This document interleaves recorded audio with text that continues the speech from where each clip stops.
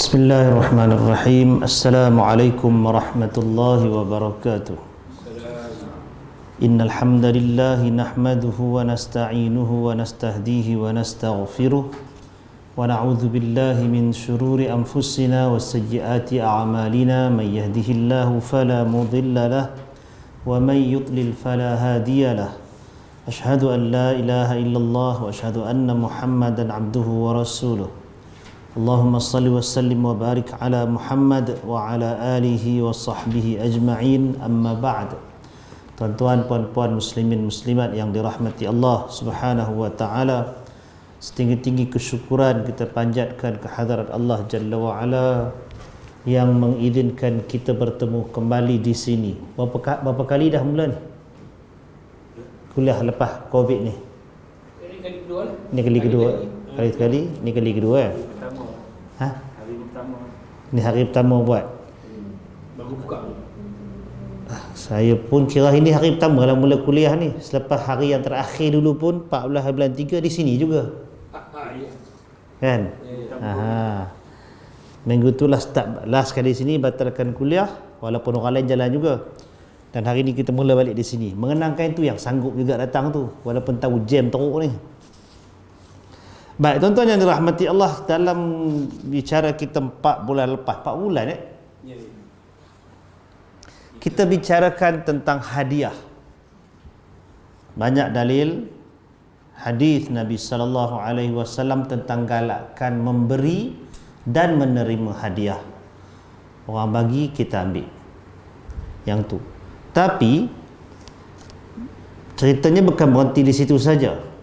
Maka tajuk yang berikutnya yang kita akan bincangkan malam ini, pengarang kitab ini berikan tajuk larangan memberi hadiah dan bila hadiah itu tidak boleh diterima.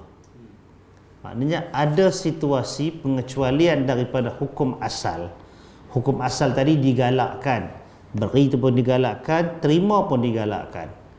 Tapi ada ketikanya beri tak boleh, terima pun tak boleh. Baik, qala al-musannif rahimahu hafizahullah.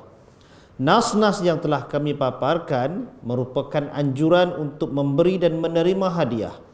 Selanjutnya, ada beberapa alasan yang melarang untuk memberi dan menerima hadiah. Anda perhatikan bahawa Ratu Sabak ni tahu kan? Ratu maksudnya dia pemerintah, dia perempuan yang memerintah satu negara yang bernama Sabak. Sabak kalau ikut kalender moden ini, peta moden ini berada di negara Yaman sekarang ni. Antara kegemilangan kerajaan Sabak ialah di situ adanya suatu empangan yang besar dipanggil Sad Ma'arib. Sad Ma'arib tu ada di Yaman. Jadi Ratu Sabak memberi hadiah kepada Sulaiman alaihi salam dan Sulaiman menolaknya. Ini kan cerita tentang, perhatikan dalam Al-Quran Allah Ta'ala sebutkan cerita tentang suatu hari Nabi Sulaiman alaihi salam panggil segala bala tenteranya. Antara kelebihan Nabi Sulaiman alaihi salam yang dia minta daripada Allah Ta'ala bagi kat dia seorang, sehingga kan Nabi SAW pun menghormati privilege permintaan Sulaiman itu. Nabi Sulaiman dia tentera dia dari kalangan manusia, itu biasalah. Jin pun ada, binatang-binatang pun dari kalangan tentera dia. Bayangkan berapa punya ramai tentera tu, sekali dipanggil beratok pitik pagi-pagi kan. Beratok pagi tu tiba-tiba tengok tak ada seekor. Apa dia? Hudhud. Bila burung hudhud ni tak ada, Nabi Sulaiman dah dalam gambaran yang disebutkan oleh para ulama, marahlah orang ponteng ni pembarisan pagi. Kemudian hudhud mai datang lewat, dia terus bagi laporan. Dia kata dekat sana tu dia terbang, ada satu negara yang mana mereka ini menyembah matahari. Sembah matahari, perempuan. Nama pemerintahnya perempuan dan dia sembah matahari. Nabi Sulaiman kemudiannya arahkan supaya dituliskan surat innahu min Sulaiman wa innahu bismillahirrahmanirrahim, dan seterusnya ayat tu. Ini surat daripada Sulaiman, dan surat ini sesungguhnya dengan nama Allah yang Maha Pemurah lagi Maha Mengasihani. Suruh Hudhud pergi hantar surat tu. Terbanglah Hudhud ni, dia tak masuk jalan biasa, dia pergi ikut tingkap istana, dia lempak surat tersebut daripada luar, jatuh, dan dia terbang jauh. Jadi Ratu Sabak ini Quran tak sebut nama dia, hadis Nabi pun tak ada yang sahih tentang namanya. Ia hanya ada dalam tulisan-tulisan riwayat-riwayat sejarah. Nama dia siapa? Balqis. Barangkali betul nama dia Balqis, barangkali bukan. Tapi nama tu tak jadi sebab lah, sukatilah nak buh nama Balqis ke apa ke, pasal dia sekadar watak dan nak dinamakan, bubuhlah nama tu. Cuma ada kajian arkeologi sejarah ni, dia tengok dekat dinding tu memang ada sebutan yang hampir sama dengan sebutan Balqis tu, Bilqis ke apa ke, sebutan macam tu. Jadi di situ barangkali kita katakan satu dia nama saja, dia tak membabitkan hukum hakam, dia tak babitkan apa nama syariat apa semua, nama kan watak. Kemudian ada sokongan daripada kajian sejarah, mudah-mudahan betul lah yang tu. Cuma orang kita tambah Balqis tu kemudiannya menikah dengan Sulaiman, betul ya? Betul je. Bila masa mereka menikah kita tak tahu, Quran tak cerita. Jadi kita berhenti tekan Quran cerita sudahlah, kan? Baik. Jadi rekahkan cerita, bila Balqis tu terima surat dapat surat dekat singgasananya, dia panggil semua pembesar dia dan dia buka dan dia baca. Dia tanya pendapat daripada pembesar-pembesarnya. Apa kita nak buat ni? Ada surat ni. Pembesar dia kata, kalau nak kita ni negara yang cukup kuat dah. Kalau ratu kata kita lawan, kita lawan. Lebih kurang macam itulah. Nak keluar apa kan? Tapi Ratu Balqis ni dia concern, dia bimbang tentang kesejahteraan dan keselamatan rakyat dia. Innal muluka idza dakhalu qaryatan afsaduha wa ja'alu 'izzata ahliha adillah. Dia kata raja ni, dia kata bila dia masuk satu kampung, satu bandar, nescaya dia akan rosakkan tempat tu. Itu risiko. Risiko yang ditanggung oleh satu negara bila ada kerajaan luar masuk, afsaduha, dia akan rosakkan. Dan dia akan jadikan orang-orang mulia di kalangan rakyat itu akan menjadi orang-orang hina. Itu risiko kalau nak berperang, risikonya yang tu. Kuat memang kuat, tapi kita tak tahu lagi hak sana tu kuat tak mana pula. Itu vision daripada Balqis ni tadi, Ratu Sabak ni tadi. Jadi dia pun hantar utusan dia beserta dengan hadiah yang begitu banyak. Itu Quran cerita tu, Quran yang cerita. Dia bawa pergi sana, hantar utusan dia bawa dengan hadiah yang begitu banyak. Pasal dalam surat Nabi Sulaiman itu ialah menerangkan tentang jangan melawan. Ini adalah utusan daripada peringatan Allah Subhanahu wa taala untuk mentauhidkan Allah apa semua. Jadi seruan dalam surat pengenalan itu ialah supaya depa ni berhenti daripada mengamalkan ataupun berhentikan anutan yang sedia ada, sembah matahari itu. Jadi Ratu Balqis ni, Ratu Sabak ni, dia hantar utusan dia pula bawa hadiah yang banyak pergi jumpa Sulaiman.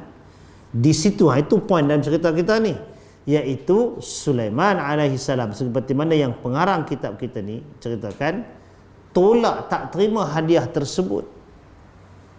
Quran ceritakan yang Sulaiman tolak hadiah tu. Pasal apa tolak?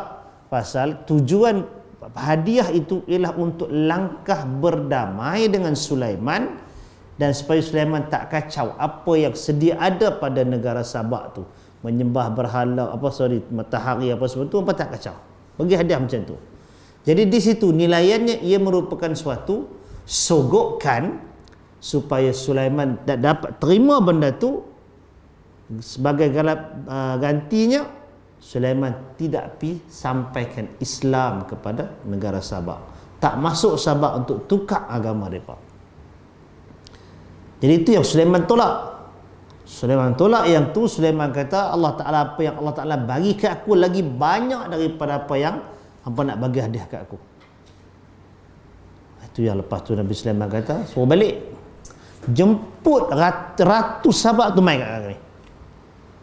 Jemput ratu Sabak tu mai kat kami. Jadi ratu Sabak tu pun kalut lah kan, Nabi siap dah ada tentera besar. Orang pun bila wakil dia pergi tengok Sulaiman dengan segala ketenteraan yang ada tu, mereka balik berkata, yang ni bukan calang-calang orang punya jemputan ni. Memang apa nama raja yang sangat besar dia punya kerajaan. Jadi apa nama Ratu Sabak dia pun bersiap dari perjalanan daripada istana dia nak pergi ke tempat Nabi Sulaiman alaihissalam. Itu yang tentang cerita Nabi Sulaiman tanya kat tentera dia, siapa yang boleh bawa mai singgah sana dia meletak tang ni. Singgah sana tempat duduk Ratu Sabak tu, siapa yang boleh bawa mai hak tu bawa mai sang ni. Itu yang waqala ifritun. Ifrit kata, aku boleh bawa mai sebelum kau bangun daripada dudukmu.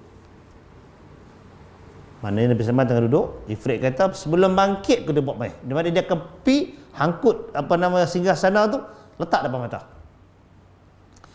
Ifrit kata macam tu, ada satu orang manusia yang Allah berikan kelebihan kepada dia. Dia kata, aku akan bawa mai sebelum berkelip mata.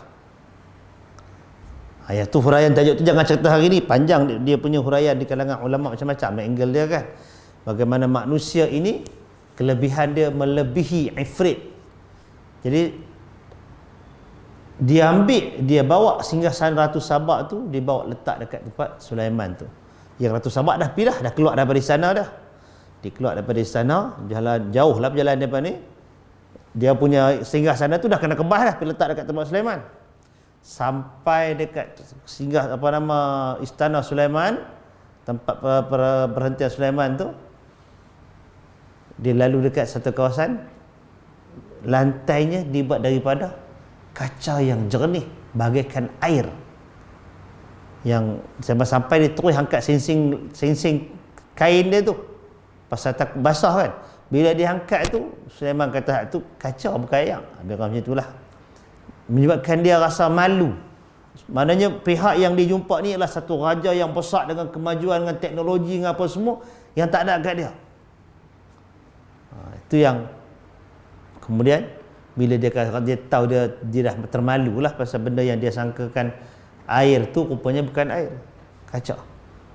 Lepas tu dia pun berjalan. Sulaiman kata, hak ni ke singgah sana kamu? Dia kata nampak macam ya. Tu dia pun duduk situ dan akhirnya berlakulah apa nama dialog, dan kemudian Allah Ta'ala dalam ceritanya Sulaiman kemudiannya mengislamkan Ratu Sabak tu tadi. Cerita pun dekat tu. But syahid dia, fokus dia pada kita di sini ialah Nabi Sulaiman tak terima hadiah daripada Ratu Balqis. Yang tu. Sedangkan dalam kes yang kedua, kes Nabi Ibrahim alaihi salam, dia menerima Hajar sebagai budak yang dihadiahkan kepada isterinya Sarah. Dan Muhammad sallallahu alaihi wasallam juga tidak menolak hadiah. Kisah Ibrahim ni tahu kan, Nabi Ibrahim dalam perjalanan tu lintas negara Mesir. Sampai masa dia lintas Mesir tu kena tangkap dengan tentera Mesir, bawa mai menghadap Firaun masa tu. Itu Firaun bukan Ramses hak zaman Musa, ini Firaun berapa lapis atas tu. Pasal Firaun tu ialah nama gelaran kan.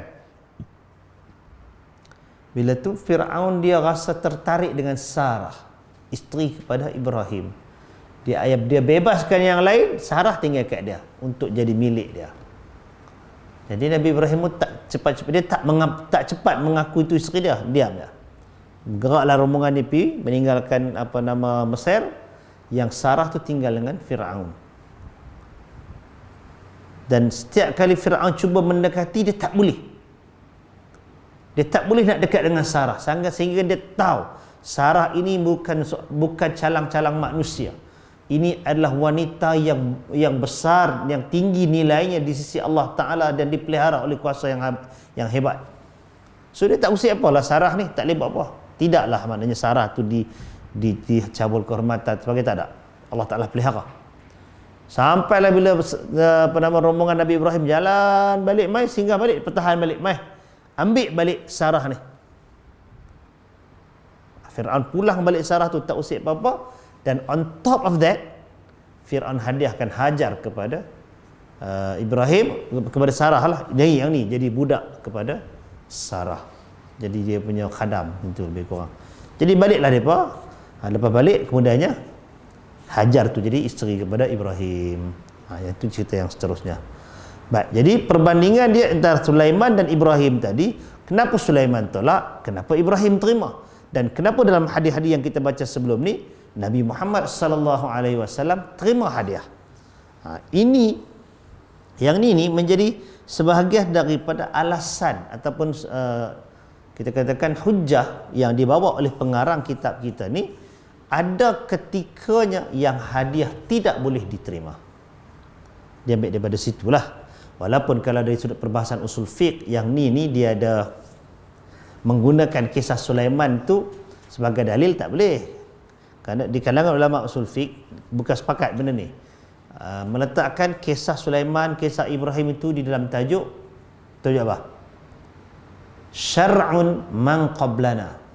Syariat umat sebelum daripada kita. Kita tu maksud kita tu starting daripada Nabi Muhammad sallallahu alaihi wasallam lah, daripada kitab Al-Quran. Itu syariat kita, Nabi Muhammad. Apa-apa yang berlaku pada nabi-nabi yang terdahulu yang diceritakan oleh Al-Quran itu dinamakan sebagai syar'un man qablana. Syariat umat yang terdahulu daripada kita. Tajuk tu di dalam ilmu usul fiqh ada satu perbahasan khas yang diperincikan oleh para ulama. Jadi kalau ikut sebahagian ulama dia terima dengan syarat dia, sebahagian lagi dia kata syariat umat sebelum ni bukan syariat kita. Jadi nak jadikan asas kepada hukum kena mai dalil daripada Quran ataupun hadis. Itu kita sajalah istitrat sikit cerita benda ni. Baik, jadi persoalannya mengapa Nabi Muhammad sallallahu alaihi wasallam menerima sedangkan Sulaiman alaihi salam menolak pemberian seseorang? Sulaiman menolaknya kerana ada upaya, ada bentuk penyuapan dalam urusan agama. Wanita tersebut mengirimkan hadiah agar Sulaiman membiarkannya menyembah matahari. Sedangkan Sulaiman bukan jenis manusia yang mudah disuap. Bukan lembut hati, orang dah bagi hadiah banyak-banyak. Pasal apa tuan-tuan? Hadiah ni bila bagi, dia melembutkan jiwa. Orang duk dapat. Jiwa tu akan jadi lunak. Itu yang jadi kes, sebahagian kes apa? Penyelewengan dan sebagainya. Dia akan bermula dengan hadiah demi hadiah. Sekali bagi orang tak berapa berasa. Kalau ada kak bagi dan sebagainya, paling common dia akan ada satu ruang muamalah yang berbeza kan daripada orang lain. Orang ni banyak bagi ni, jadi kita kena raih dia lebih sikit, kita mudahkan urusan dia. Macam tu lah. Standard lah manusia pun. Ada kawan seorang tu, kenalan tak kenalan lah, nak pergi masuk jumpa orang besar ni, kira pemimpin negara lah. Kalau nak masuk kan kadang-kadang susah kan, nak masuk ni cerita lama dah, nak masuk kan nak kena pas pelawat, tinggal IC, tinggal apa nama apa semua kan. Ni kali pertama memang susah. Lepas tu asal dia mai kerap, dia satu dia kena kerap baru guide tu kenal. Lepas tu dia bagi kadang bagi mi makanan kan, mi goreng, bagi yang nu asal mai bagi. Kalau dah kat 3-5-6 kali, lepas tu jadi apa? Lalu je kat bagat tu angkat tangan sudah, terus jalan. Tak kacau dah. Pasal orang appreciate, orang terima hadiah ni, dia melembutkan jiwa. Tak adalah nak cengih-cengih, nak ketat-ketat tak, terima. Kalau kita geng ahli politik kan, yang ramai-ramai tu pun, yang kata bertojai dalam dewan dan semua kan, bila dia lepak dekat apa punya launch tu bersembang, kawan ni mai belajar kau ni, kawan ni mai belajar kau ni, okey je, tak ada apa. Hak yang nak lawan tu kan, mana nak yang ni sebut nama ahli politik tu, dia tak ada, kita tak dapat makan lah. Dia boleh angkat macam tu pula. Happy ya benda tu. Jadi memberi hadiah ni sebenarnya dia akan ada melunakkan jiwa, hubungan tu baik. Pasal tu kalau kita jenis ketekut, tak hidung pahit, tak hidung masin kan, genggam tak tirih tu, orang tak suka maknanya. Kawan tu tak pernah sekupang pun belanja kata-kata. Janganlah macam tu. Give and take lah kan. Yang tu orang akan lekat. Jadi cerita dia, Nabi Sulaiman alaihi salam, dia tak mau ada unsur lunak dalam jiwa dia, tak tergamak nak sebarkan kepada Balqis dan negaranya. Jadi dia tolak awal-awal benda tu. Baik, apatah lagi dia berada dalam posisi yang kuat dan kaya. Tambah lagi Sulaiman tu sendiri lebih kaya daripada Ratu Sabak tu. Kalau apa nak terima hadiah daripada orang yang lebih kuat miskin daripada dia. Sulaiman tu yang paling kaya.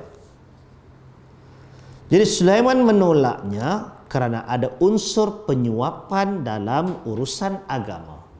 Ini disiplin dia. Dan kalau kita tak jadikan ini sebagai hujah syarak pun, kita jadikan dia sebagai satu ibrah, pengajaran.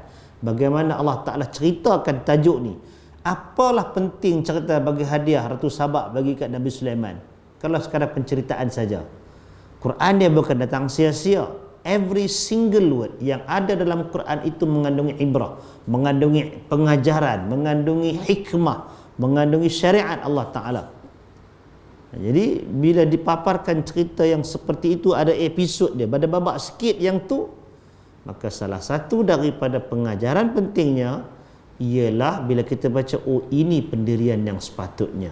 Seorang Nabi Allah namanya Sulaiman mengambil pendirian menolak sebarang bentuk yang boleh ditakrifkan sebagai sogokan dan suapan untuk mengendurkan hasrat dan keinginan dia menyebarkan Islam.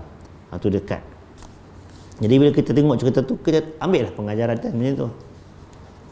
Baik, Allah Subhanahu wa taala berfirman dalam surah An-Naml ayat 35 hingga 37 mafhumnya. Dan sesungguhnya aku akan mengirim utusan kepada mereka dengan membawa hadiah. Ini kata Sabak tadi. Dan aku akan menunggu apa yang akan dibawa kembali oleh utusan-utusan itu. Konong-konong confident lah Ratu Sabak ni hantar hadiah yang ni, selesai masalah. Melunakkan jiwa. Maka tatkala utusan-utusan itu sampai kepada Sulaiman, Sulaiman berkata, apakah patut kalian menolong aku dengan harta? Apa yang diberikan Allah kepadaku lebih baik daripada apa yang diberikannya kepada kalian. Satu, tikai pasal apa bawa hadiah bagi ke aku. Poin pertama. Poin yang kedua, nak bagi ingat kepada utusan-utusan Ratu Sabak, kata Nabi Sulaiman lagi banyak daripada kata Ratu Sabak. Tapi Nabi Sulaiman dia tak gunakan bahasa aku lagi kaya daripada kamu. Dia gunakan apa yang Allah berikan. Itu satu lagi suntikan akhlak, suntikan peribadi yang sangat penting yang tuan-tuan nak kena faham, iaitu rasa syukur kepada Allah. Rasa syukur atas pemberian. Dan satu lagi yang lebih besar ialah tauhid kepada Allah. Allah itulah Ar-Razzaq, yang bagi rezeki. Yang bagi rezeki kepada kita, yang Nabi ke siapakah, ialah Allah Subhanahu wa taala. Jadi itu benda yang sambil-sambil kita baca kan, tentang bila kita baca Quran. Pasal tu kalau kita tadarus ramai-ramai jenis speed reading, baca tak dandan kira nak bagi habis, dia feel tu tak syok.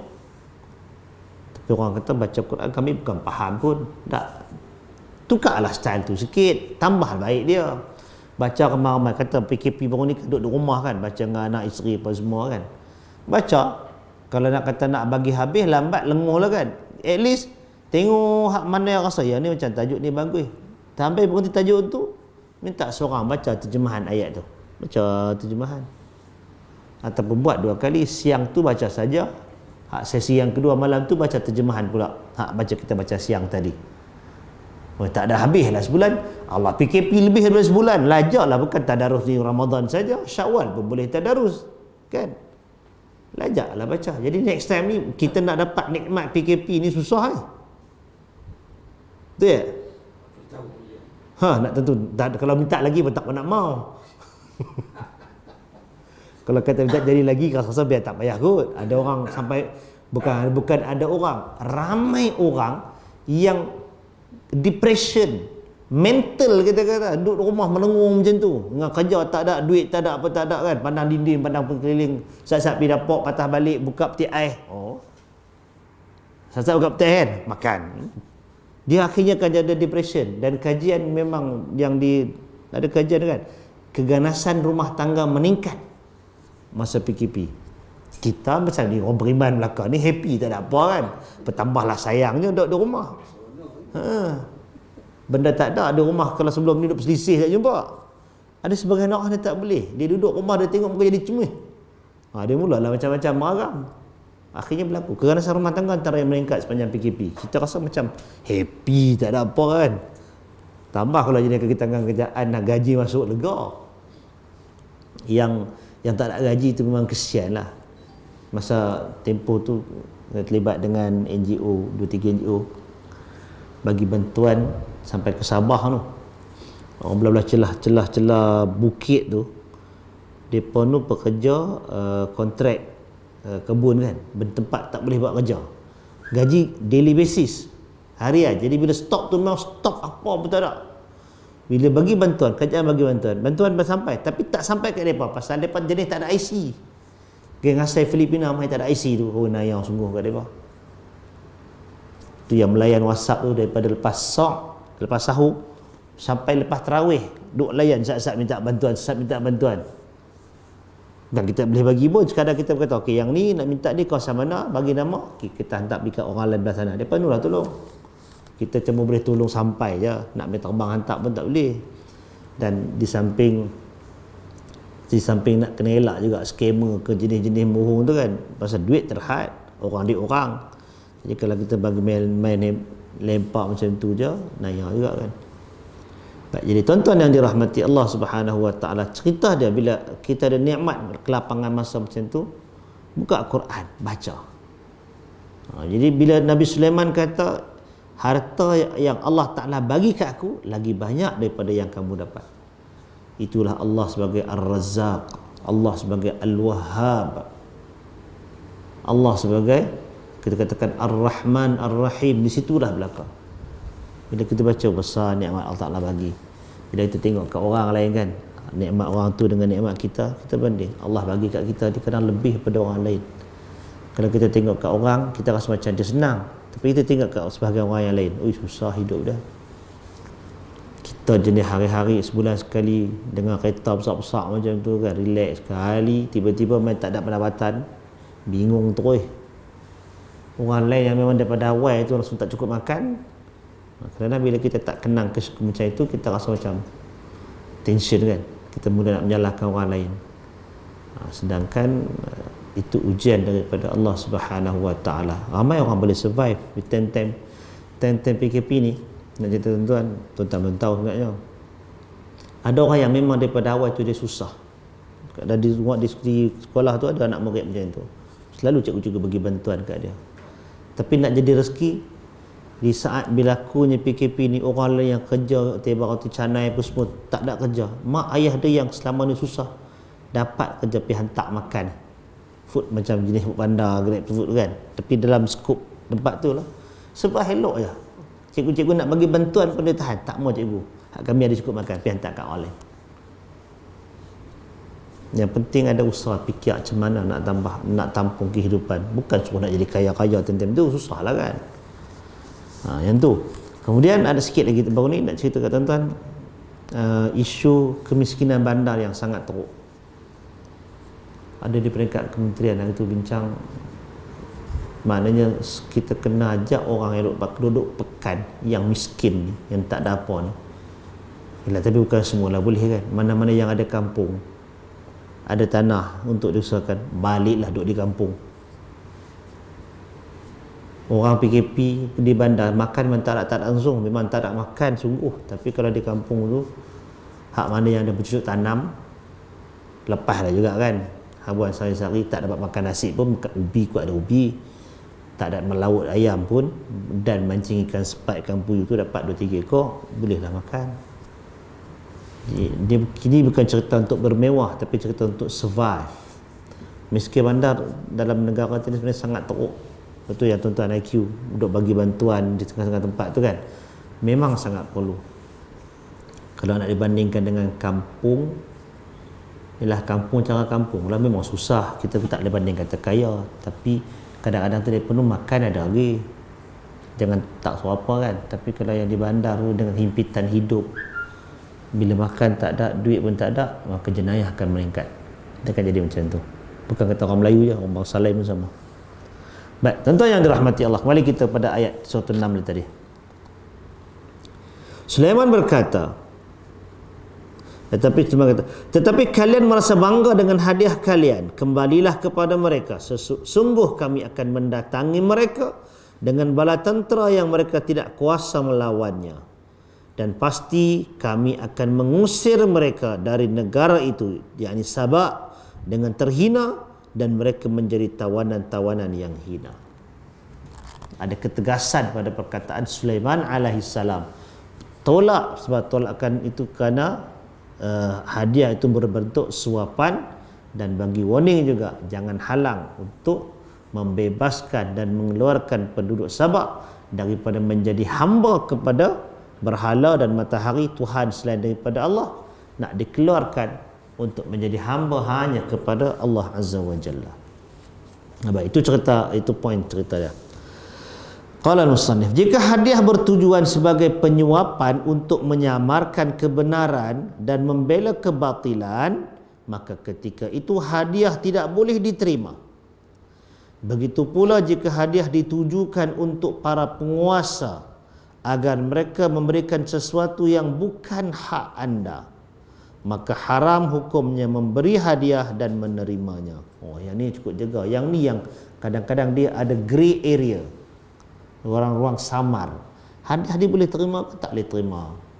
Kalau itu kita bincangkan tajuk ni sikit. Bagi orang yang kadang-kadang dia terlibat dengan tender, penilaian dan sebagainya, kalau hadiah yang seperti itu mengganggu kerja dia, maka dia duduk dalam kawasan ni, jangan terima.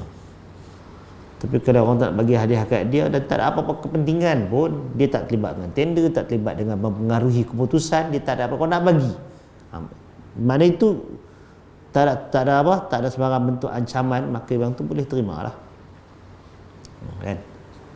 Jangan sampai kita melanggar ketentuan syarak ataupun kita memberikan sesuatu yang bukan hak kita.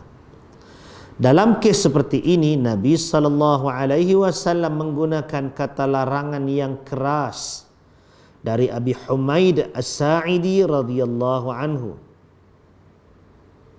Abi Humaid ya, ke Abi Hamid. Nabi menjadikan seseorang dari Bani Azad yang bernama Ibnu Lutbiyah sebagai pejabat. Pejabat ni maknanya officeman, amil, untuk mengumpulkan sedekah. Ketika dia datang, dia berkata, ini untuk kalian dan ini dihadiahkan untuk aku. Dia, yakni Rasulullah sallallahu alaihi wasallam bersabda, jika dia tinggal diam di rumah orang tuanya tanpa jabatan, maknanya tanpa kerja, tanpa jawatan dia tu, adakah dia akan diberi hadiah atau tidak?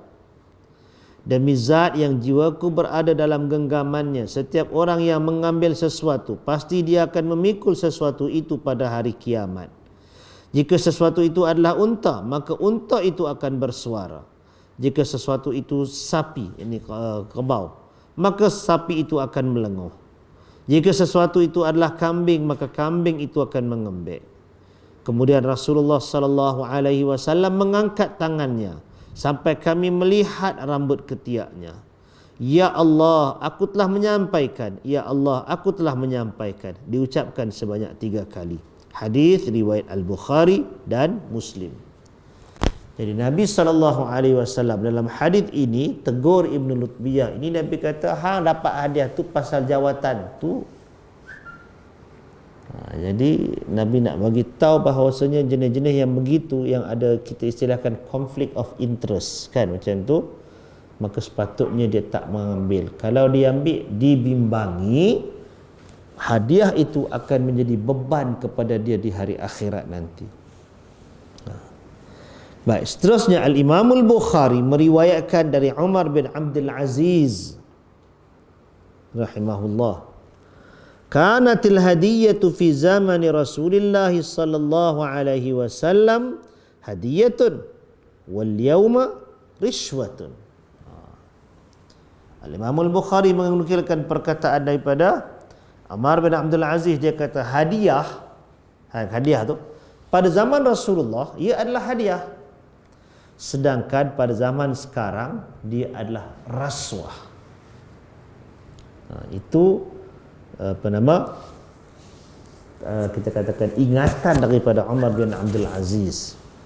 Orang kata lah, Nabi tu dapat hadiah juga. Ya, zaman tu hadiah, tapi zaman sekarang ni bila bagi dengan konteksnya, dalam suasananya, dengan niat tu, maka dia terletak pada konteks rasuah tu lebih besar berbanding sekadar hadiah.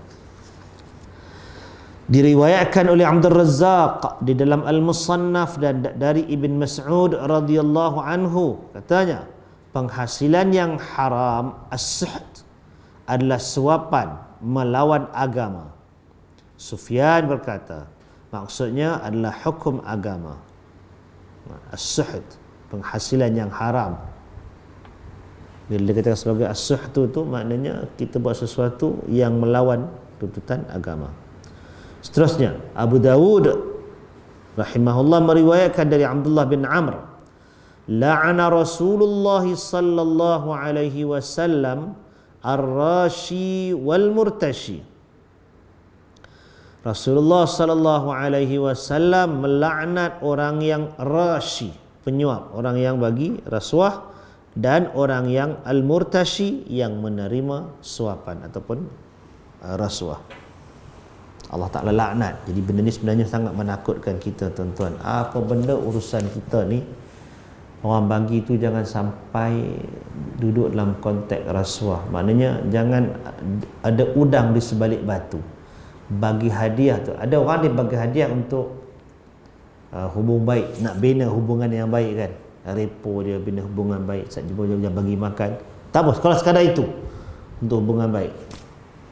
Tapi kalau dia bagi suapan tu kerana di sebaliknya ada sesuatu benda lain, tuntutan, urusan, tender, kita katakan projek, yang tu bahaya.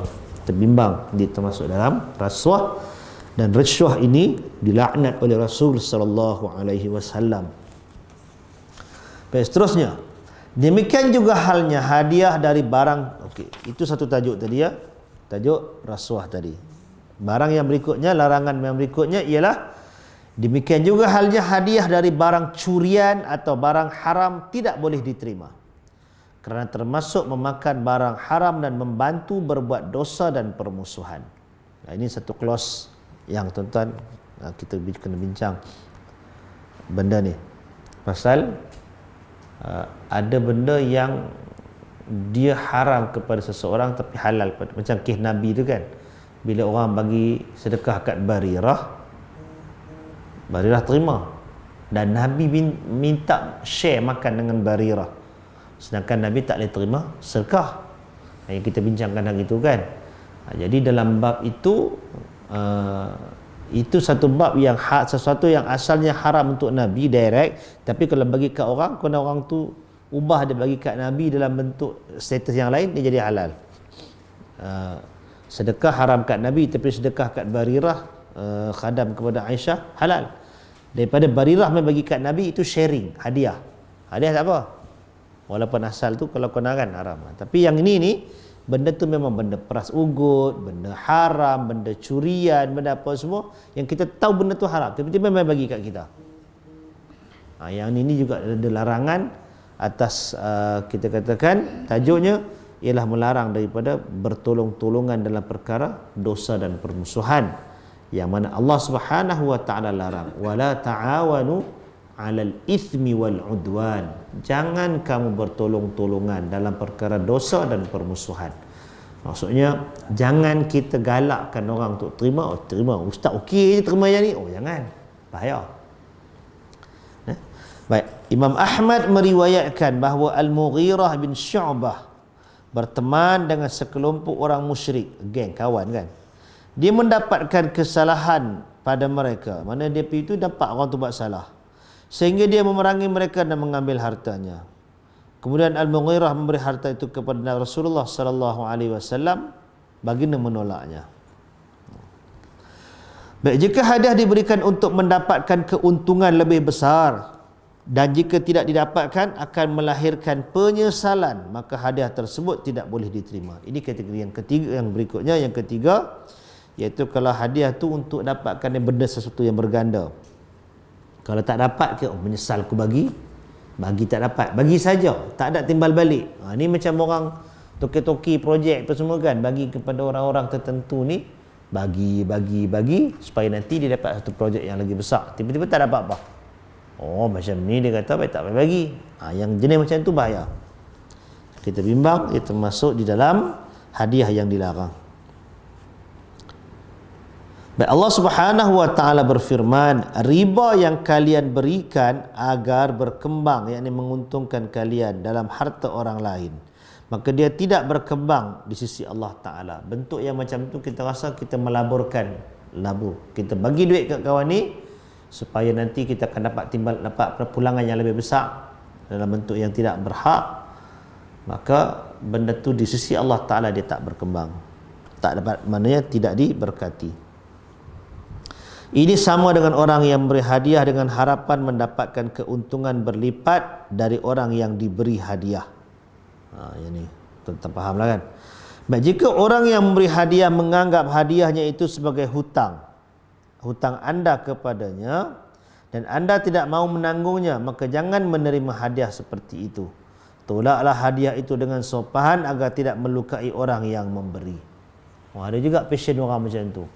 Dia bagi tu pasal anggap orang tu hutang dia. Dia tu dah tuntutlah balik kan. Dulu ingat dalam 30-40 tahun dulu kot, stesen bas Teluk Insin. Stesen bas Teluk Intan lah kan. Kalau naik bas, duduk dalam bas tu, ada satu orang lelaki pakcik tua ni, dia akan main, dia bawa surah Yasin, letak bagi kat sorang-sorang sampai ke belakang tu, bagi surah Yasin. Benda apa bagi surah Yasin ni? Lepas bagi surah Yasin dah sampai belakang, dia collect duit pula, RM3 dia minta. Yang terpinggir-pinggir bagi, yang tak sampai hati mungkin bagi, yang tolak dia maki. Dia kata macam-macam. Dengar tu, oh jenis macam tu makan haram juga tu, tak padan makan yang jual Yasin macam tu. Ingatkan dia bagi saja kan. Kok lah ada orang buat buat kebajikan, naik pengangkutan awam ni, bagi surah Yasin supaya baca surah Yasin dalam perjalanan ke apa. Rupanya dia bagi tu, dia letak collect, paksa minta duit. Yang pulang balik dia marah, dia siap maki pula tu. Jenis macam tu kita masuk dalam ni. Kita bagi orang tu bagi, hutang kat kita nak kena bayar balik kat dia. Tu tak sah. Merepek benda tu. Tak tahulah ada penegakan macam tu lagi ke tidak. Tapi tu daripada Teluk Intan tu. Hospital Sesembah tu. Mana Teluk Intan nama tu? Teluk Insin.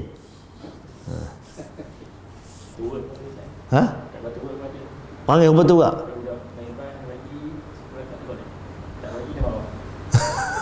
Yang tu mau dicapalkan je. Ingat kita paksa beli itu pula. Kena beritahu, kau hafal dah benda ni kata. Baik. Jika dalam Ramadan je dia bagi satu format orang atau satu kepala dia satu arwah. Satu arwah lagi kiranya. Daripada RM10 dah jadi 30. 30 murah, ada yang 50 ada dah sekarang ni. Ya.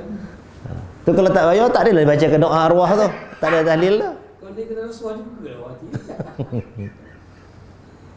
Tak, kalau kata baca doa tak sebut nama, takut malaikat tak tahu nak bagi hadiah kat siapa, nak bagi pahala tu kan. Tak sampai pula ya. Merepek dia punya cerita depa ni. Hidup ni kreatif tak tentu hala. Tak usah buatlah benda macam tu kena buat. Tapi rasanya dia satu ketika tu dia suruh dah ada tak apa orang nak berkenan, tapi kemudian ni dia revive balik. Orang subur ke balik. Cuma Ramadan tahun ni tak adalah sebab PKP kan. Tapi yang sebelum ni memang masuk ni orang Syaban dah siap lah. Datang dari rumah ke rumah pula tu. So kami nak bacakan untuk arwah sekian-sekian, bagi nama semua. Kita dah sekali pernah datang kat rumah tu. Ada borang lain tak? Borang repair bumbung ke toilet ke ada tak? Cakap tu, kalau takat kamu nak ambil hadiah, nak ambil duit untuk baca ni, saya tak payah, saya tak buat benda ni. Tapi kalau bagi beberapa orang nak repair bumbung ya, saya bagi lebih pada yang minta pun saya bagi. Geram lah tu kan. Bukanlah kita berit sangat masa tu pun, tapi tak pada RM10 abang nak baca arwah tu je. Cuba minta yang ni kami nak derma untuk repair jamban ke apa, asrama pondok apa ke. 50 pun gagau susah lah kan nak bagi. Macam tu. Marah depa. Ngajak saja tak boleh, usik depa tak boleh lah. Dah bagi saja lah. Baik. Jika orang yang memberi hadiah adalah jenis orang yang suka mengungkit-ungkit pemberiannya, al-mannan, maka anda harus menolaknya. Ini perangai juga tu. Jenis bagi lepas tu ngungkit. Ada passion manusia yang macam tu. Tak, dia kalau mengungkit ni kadang sama-sama adik-beradik dia ke, bukan, kadang anak beranak di keluarga tu, kita kata small matter lah kadang-kadang saja nak sebut tu kan. Tapi dia mengungkit sampai ke orang lain semua, apa aku yang bagi tu. Mungkit lah kan. Satunya bila mengungkit ni, pahala yang dia bagi tu hilang. Habis macam tu je. Sedekah dia bagi tu hilang. Bila dia mengungkit apa yang dia bagi. Jadi benda tu nak kena elak lah. Dan kita pun bila jenis orang tu kita tahu dia ni kalau bagi, kalau kita terima dia akan ungkit. Ni dia yang bagi ni.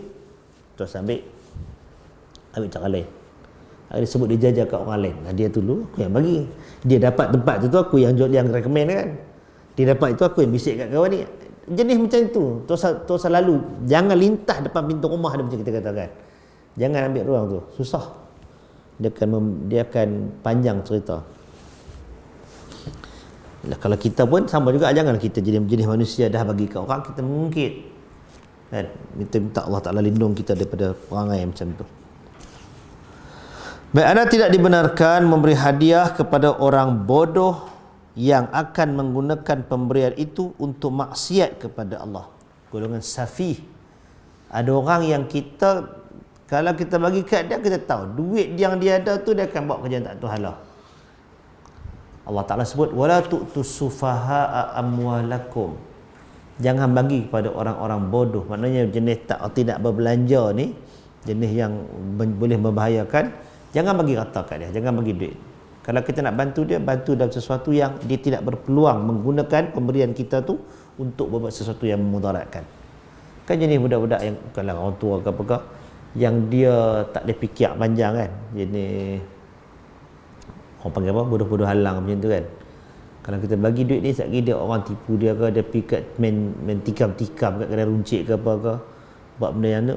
Jangan bagi duit. Kalau kita nak bantu dia, nak bagi makan, bagi makan, nak bagi pakaian, bagi pakaian. Kalau bagi duit, dia akan pergi ke lain untuk buat benda-benda tu. Itu yang bahaya. Macam kes kita cerita masa PKP pun ni pun banyak kes macam tu. Miskin memang miskin. Bagi duit, ada cerita yang di belah Sabah tu. Dia kata susah Ustaz, dia kata kami transfer duit akaun pasal jalan pedalaman kan, nak masuk pun tak berani. Dia orang bagi bantuan ni, bila dia masuk dia kata kami takut kena kerumun ramai-ramai, takut orang duduk sana sendiri pun takut, tambah yang tolong tu perempuan tu 3 orang dengan suami dengan abang apa semua, takut. Jadi transfer duit. Bila transfer duit tu orang yang dapat duit tu kena tunjuk pula gambar benda apa yang dia beli, barulah puas hati sikit kan. Tak apalah. Ada satu kes dia kata mula-mula tu bagi duit dah dekat keluarga tu pasal miskin. Dapat duit tu kat anak, kat mak, anak pergi ambil tu kat rim kereta. Rasa macam nak suruh pergi ke pepak rim kereta tu makan sarapan pagi, tengah hari, makan malam, makanlah yang tu. Dalam duduk susah tu pergi tukar rim kereta, apa pun jenis perut pun tak tahu. Jenis macam tu sebenarnya taklah tolong bagi dengan duit. Kena bagi makan. Itu jangan kita ni. Satu ketika dulu, ingat dalam lebih 20 tahun dulu, di belah-belah utara sikit kan, utara Perak ni, ada viral dulu kata satu family duduk dalam ladang kelapa sawit. Rumah tu berdindingkan bumbung kelapa ni, pelepah sawit tu dinding dengan plastik guni baja. Tinggal berapa anak. Bila kes tu viral, orang pakat bagilah bantuan semua. Bila tanya ada ustaz, ada tokoh masyarakat itu, yang ni family kita dah bagi bantuan dah 2 tahun dulu, kita dah bagi bantuan. Macam-macam bantuan bagi. Dia saja tak mau berganjak daripada tempat tu. Dan setiap duit yang dia bagi bukan merasakan anak-anak. Pasal taik judi. Jenis judi. Habis. Jadi pasal tu kalau macam tu nak bagi bantuan, dia tak ada bagi kat kawan ni walaupun dia ketua keluarga, anak-anak tetap menderita. Isteri tetap juga teruk. Usahakan nak bagi kot tu. Susahlah sikit kan kerja tu. Tapi NGO apa semua dia macam tu lah cara dia. Dia kena, orang kata itulah perjuangannya kan. Usaha nak buat. Kalau senang, kalau kata Allah kita senang orang bagi duit derma kat kita, bagi kat keluarga dia, pandai-pandailah dia tolong. Bolehlah kalau kita tak kenal. Tapi kalau kita dah tahu perangai dia, kalau kita bagi, tak ada jadi apa. Memang lepas tu pergi cari nombor ekor lah, pergi gerakkan dadah umpamanya, tak selesai masalah. Kita sekadar menyampaikan. Habuan orang kata masuk dalam agenda mesyuarat agung tahunan kan, siap dengan laporan, dengan gambar, dengan tarikh, cukup semua kan, ikut syarat perlembagaan apa semua tu. Adalah benda tu. Kalau orang bagi derma, kita tunjuk. Tapi dari sudut penerima tu sendiri, benda tu tak menyelesaikan masalah dia. Jadi mudah-mudahan kalau kita ambil kira orang-orang yang kita tahu bagi dekat dia ni rosak, kena bagi kat orang lain, itu termasuk di dalam jihad kita membantu orang, dapat pahala juga tu. Mudah-mudahan tu lebih baik, dia manfaatnya lebih berganda kan. Pasal sedekah ni satu yang kita keluarkan, yang kedua daripada manfaat yang kita bagi tu, makin dia menyebar, tersebar, sebesar itulah juga gandaan pahala untuk kita bila manfaatnya berkembang kan. Baik, yang seterusnya mana tadi?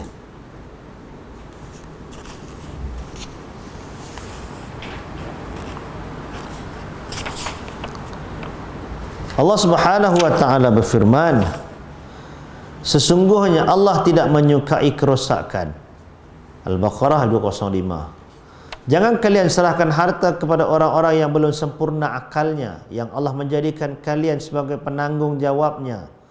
Penuhilah keperluan makan mereka, berilah mereka pakaian dari harta itu, dan ucapkanlah kepada mereka kata-kata yang baik. Surah An-Nisa ayat 5. Ini bentuk bantuan yang kita bagi ke orang tu. Yang perlu diperhatikan dalam memberi hadiah adalah kepastian bahawa hadiah sepenuhnya berdampak, ini berkesan positif. Jangan sampai hadiah yang anda berikan kepada seseorang menyebabkan kedengkian pada orang lain. Kadang-kala anda memberi hadiah kepada salah seorang anak anda dan itu iri anak anda yang lain. Maknanya orang dengki, iri hati. Walaupun memang kalau kita bagi hadiah ke anak-anak tu kadang tak sama. Bila nampak macam tu, kena explain baik-baik pasal apa yang ni dapat yang ni, kenapa kamu dapat yang itu. Explain. Kalau tidak, dia akan tertanya-tanya, berbuku dalam jiwa dia, berbuku dalam hati dia, bukan masa kecil dia, sampai ke besar, sampai ke tua dia ingat yang tu. Jadi bagi penjelasan. Dan kalau kata kita tak mampu nak bagi penjelasan, melainkan memang kita ada favoritism macam tu, ada hadis riwayat Muslim yang Nabi tanya bila seorang sahabat kan jumpa Nabi, ya Rasulullah, aku nak bagi hadiah, aku bagi kat anak aku tanah yang sekian-sekian. Nabi tanya dia berapa orang anak, dia kata ada anak yang lain. Nabi kata anak yang lain dapat tak ini? Tak. Nabi kata ambil balik hadiah tu, ambil balik pemberian tu, simpan balik. Maknanya Nabi tak bagi. Kalau nak bagi, anak-anak semua dapat sama rata. Kalau tidak, jangan bagi. Itu beza dia antara hadiah ataupun hibah dengan faraid. Dengan kalau faraid ni dia punya pemagihan tu dah ditetapkan, tak sama. Tapi lelaki dan perempuan ada pengagihan yang berbeza. Tapi kalau hadiah anak-anak ni bagi sama rata. Kalau kita ada bagi tak sama rata, mesti ada rasional yang lain. Yang tu supaya dia tidak menimbulkan dengki. Kadang-kadang memang tak boleh nak bagi sama kan. Cuma kena jelaskan, elakkan daripada kedengkian itu. Nu'man bin Bashir radhiyallahu anhu berkata, ayahku memberi sesuatu kepadaku, lalu Amrah binti Rawahah berkata kepada ayahku, aku tidak rela sampai engkau menanyakannya kepada Rasulullah sallallahu alaihi wasallam. Kemudian ayahku menemui Rasulullah dan berkata, aku memberi sesuatu dari Amrah binti Rawahah kepada seorang anakku. Kemudian Amrah menyuruhku untuk bertanya tentang itu kepadamu, wahai Rasulullah. Rasulullah sallallahu alaihi wasallam bertanya, apakah engkau memberikan sesuatu itu kepada semua anakmu? Ini jadi hadis tadi. Dia menjawab tidak. Rasulullah berkata, takutlah kepada Allah dan berlaku adillah terhadap anak-anakmu. Kemudian ayahku pulang dan menarik kembali pemberiannya. Ini tadi. Maknanya bapa kalau dia bagi hadiah ke anak, dia berhak tarik balik. Ini nas hadis. Kalau kita bagi ke anak kan, anak tak boleh mendapat dah bagi, tak boleh balik. Tak. Kata bapa, kata anak tu lah kata bapa. kan. Jadi dah bagi, dan kalau ada timbul konflik tu, mak mai balik. Macam itulah. Dari Ibn Abbas radhiyallahu anhuma, jika engkau memberi pinjaman kepada seseorang, maka jangan menerima hadiah darinya walaupun sekadar kaki haiwan atau tunggangan. Ini diriwayatkan oleh Abdul Razzaq dalam Al-Musannaf. Dari Salim bin Abil Ja'ad radhiyallahu an, seorang lelaki datang kepada Ibnu Abbas dan berkata, kami memiliki seorang tetangga nelayan, lalu aku memberinya pinjaman 50 dirham, kemudian dia mengirim ikannya kepadaku. Ibnu Abbas berkata, hitunglah harga ikan itu. Jika lebih banyak dari hutangnya, kembalikanlah. Jika seimbang, potonglah hutangnya. Ini dalam riwayat Abdul Razzaq dalam Al-Musannaf. Maknanya kalau kita bagi hutang ke orang, orang bagi balik hadiah, bagi something hadiah, timbang rasa lah. Hadiah dia bagi, kita balas juga. Hutang tu kita tak potong. Jadi Nabi suruh potong hutang. Kalau orang bagi hadiah macam tu, kalau tidak jangan terima. Ganggu proses hutang. Nanti kalau nak kira dia ni hutang ke, bagi hadiah ke apa ke, kena clearkan. Yang tu yang sebenarnya kalau kita ada transaction kan, kita ada, katalah kita ada pakatan bisnes ke apa ke, kawan sharing partner kita tu berhutang dengan kita. Lepas tu kita share dengan dia bisnes, ada untung. Kena clearkan, untung tu agihan bagi ni ialah agihan untung ke hang bayar hutang kat aku. Kena clear status yang tu. Nanti kepada kita, yang ni share kita, pada dia dia bayar hutang, itu yang tak sudah bergaduh tu. Yang dia kata aku dah selesai hutang, yang dia kata mana boleh hutang lain, ini kongsi untung benda lain. Jadi kena clear cut. Kalau tidak, tak usah terima. Kau dah settlekan hutang. Tak mana kita. Baik. Dari Alqamah, jika engkau hadir ke tempat orang yang berhutang kepadamu, kemudian engkau memakan sesuatu di tempatnya, maka hitunglah apa yang engkau makan itu. Namun Ibrahim berkata, kecuali jika sudah diketahui bahawa mereka sudah biasa saling memberi. Malaikat kalau dah biasa, tak apalah. Kalau orang berhutang, kita kira. Dan banyak lagi hadis lain yang berbicara soal ini. Habis aku no? Nak mawis sikit tak panjang kot. Kita berhenti dulu takat ni tuan-tuan. Lepas daripada ni, tajuknya lah tajuk hadiah dan hutang. So hari ni kita berhenti berapa bulan ni? 5. Kita berhenti kita berhenti sini dulu. Silakan kalau ada apa-apa soalan. Macam mana dengan hari guru? Hari guru. Murid tu bagi hadiah pada guru. Hari guru ni murid bagi hadiah kepada guru. Marah lah cikgu kau ni. Jangan dipaksa dia bagi. Nak bagi-bagilah. Dia akan jadi satu beban sebenarnya. Bukan latar ekonomi anak-anak murid ini tak sama. Kesian. Tambah kalau jenis sekolah rendah tu, kalau arahan kata kolek sebanyak ni nak bagi hadiah kepada guru, lagi tak dapat, lagi tu lah dia merengek kat mak, merengek kat ayah dia yang dah makan pun tak cukup. Bukan semua senang. Ada orang Allah RM2 nak kira. Ada orang macam tu, ada orang RM2 tu kena kira. Jadi budaya bagi hadiah ke cikgu ni baguslah, appreciate dia kan bagi hadiah. Tapi jangan hadiah, nama pun hadiah. Dia nak bagi, dia bagi. Walaupun hanya kad penyek cip, kad tu pun 2 jam kita buang lah, lepas tu tak apa, simpan kan. Atau pen sebatang pun hadiah juga, okey dah tu. Tapi kalau sampai ke tahap dipaksakan, itu sesuatu yang tak wajar lah. Menyusahkan. Benda hadiah dia benda sukarela. Dah kira menjawab ke soalan itu? Ya no. Jadi hadiah hari guru ni kita katakan nak bagi, ada kewajaran untuk bagi sebagai orang apa, membina hubungan sebagainya. Tapi jangan sampai dipaksa. Yang mampu bagi, yang tak mampu tak payah. Kadang-kadang dia tak mampu nak bagi. Dan hadiah ni, kalau untuk guru, hadiah yang paling bermakna untuk dia bukan 2-3 hadiah yang dapat tak tahun tu. Anak murid yang soleh, solehah, yang berjaya kan, yang jumpa walaupun mungkin tak apa nak pandai, kerja tolong jadi attendant pam minyak apa pun, tapi duk ingat kat guru dia. Hak tu pun hadiah dah tu. Hadiah dah tu. Ingat lagi. Panggil kan ustaz, dia panggil je. Okey dah tu. Ini kalau kerja pandai pun, kerja hebat, pandang kita pun tak kenal. Tak guna yang tu. Wallahu a'lam.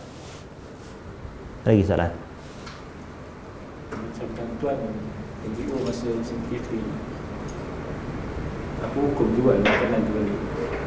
NGO bagi bantuan makanan dan dia kumpul dan dia minta dari NGO banyak lah, dalam seminggu tu dapat 9 kilo beras dan dia jual beras, minyak semua dia jual.